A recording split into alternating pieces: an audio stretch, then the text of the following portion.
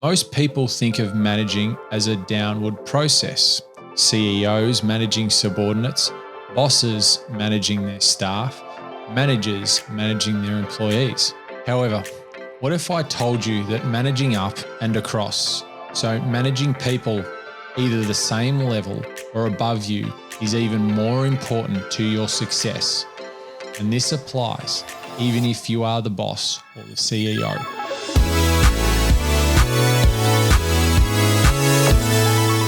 Managing co-workers and upwards. Dealing with people in a work/professional environment is one of the most challenging aspects of any person's professional working life. Dealing with how people react to how you approach work, the type of work you do, the outcomes you generate, how you get along with those around you, as well as the environment you work in, and even who is friends with who will affect how you should approach managing people around you. If you sit back and think about it, you probably do manage those around you, or at least approach people differently without specifically putting thought into it, or more importantly, take a strategic approach. For the most part, when you start working at a new organization, you need to get to know who the people you will be working with are as people, in order to perform the duties of the job you are going to do. For the majority of people, that will likely mean that they will have a boss or supervisor that they will need to report to, or it might even be a group of superiors they need to report to. So how do you manage the relationships, or how do you manage up? Managing the relationships that you have with people who are in higher ranking positions is very important. These potentially are the people who might give you the opportunity to further progress your career and help you gain more opportunities and knowledge.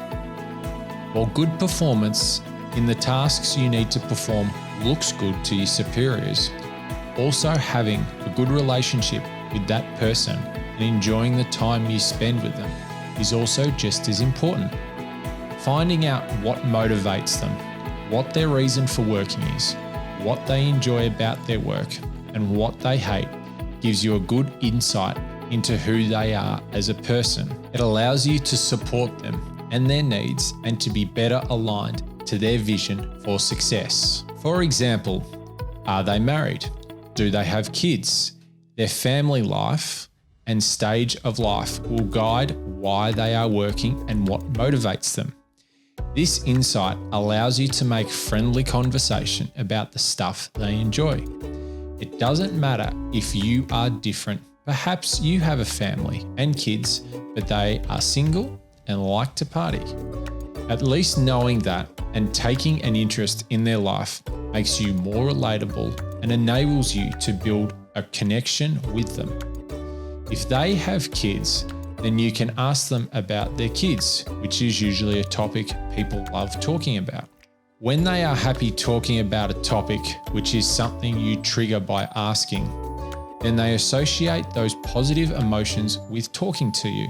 It may be subtle, but anything you can do to help you get along with your superiors is obviously going to help improve your work life. Perhaps your manager passionately follows a football team.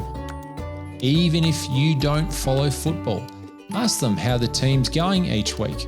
Perhaps they love knitting or any type of hobby. Ask them how it went.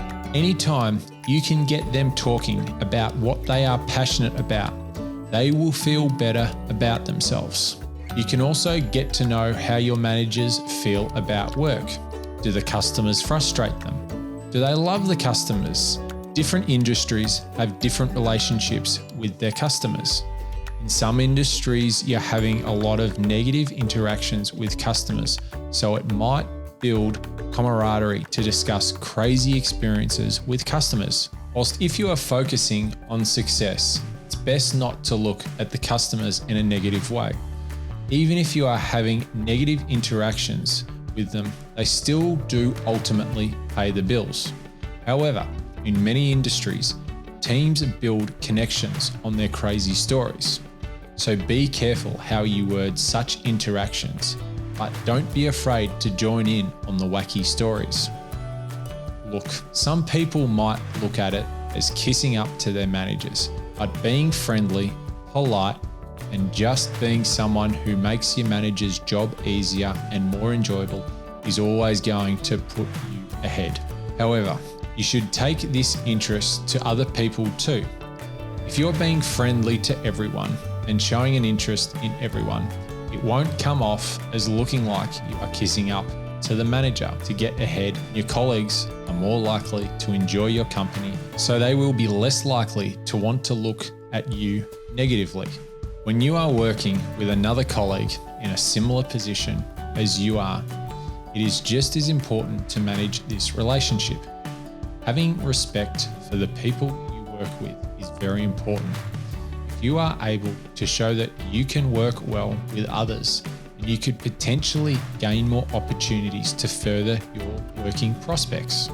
Not only is working well with your fellow co-workers important not just for your employment, it is also important for you, as these are the types of people you generally work with the most and spend the most time interacting with.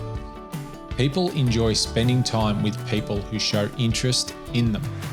Simply by showing a bit of interest in who they are as a person and getting to know them will help you be a better colleague. Being a person who brings people together is also a way to build better connections and have better interactions. Invite colleagues out for a drink or coffee after work. Is there an event on, or perhaps some type of get-together that relates to your work? Why not organise to go together with your colleagues? In these types of events or get-togethers, don't forget to invite the people more senior too. Even if they can't make it, they will appreciate it. Being a natural leader will also help you get ahead.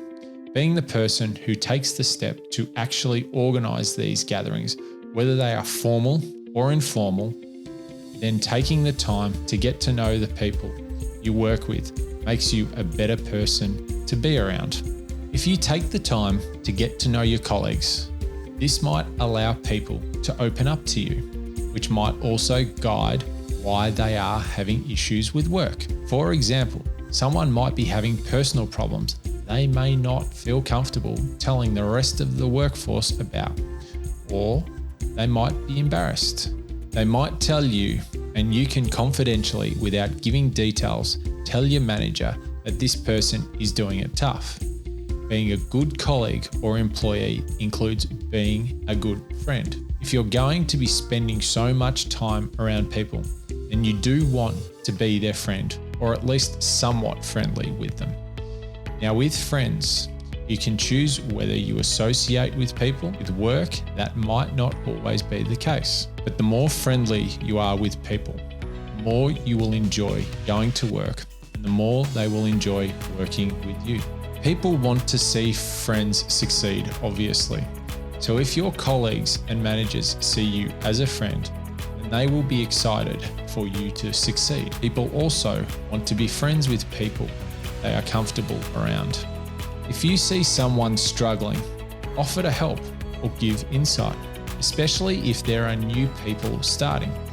Everyone remembers the nerves of their first day and how daunting it can be to start somewhere new.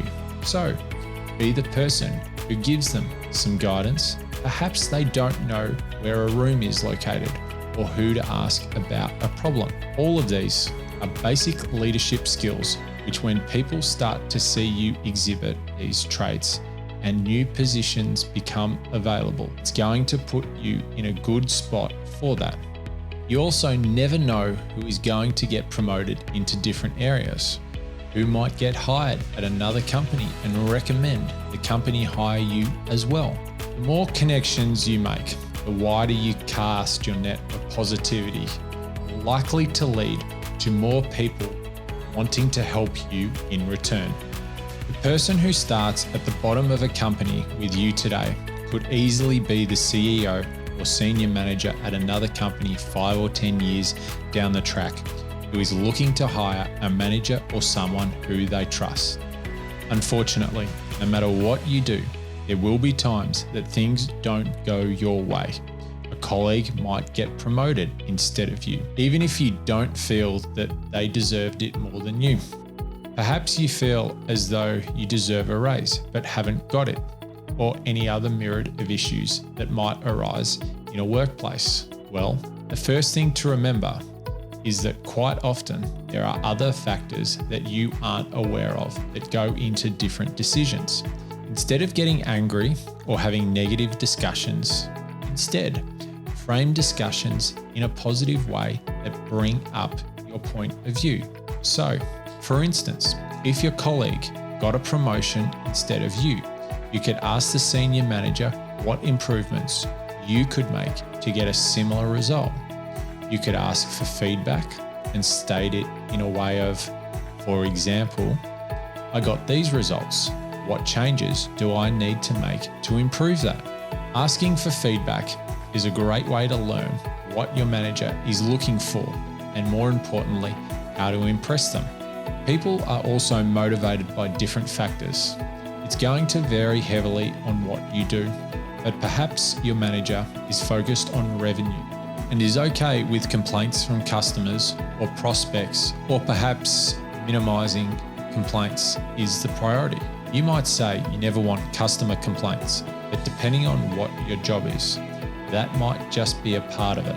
Some managers want to be more hands-on, whilst others might want you to get the job done with minimal input from them. There are a lot of factors that go into these motivations. So getting a good idea from your manager what they actually want from you and how they want the relationship to work allows you to know what's best. Once you know what the manager wants, this gives you the best insight into what situations you should bring to your manager. It enables you to be able to focus on meeting your manager's needs, which in turn helps you to have more power in the relationship when you bring value by satisfying their needs. One of the most important parts of getting ahead at anything is providing value, which is something we mention a lot in videos and even have videos that cover specifically that. By providing value, it creates a situation where other people are more receptive and open to your requests or suggestions. Other people will appreciate you and therefore naturally be more willing to accommodate.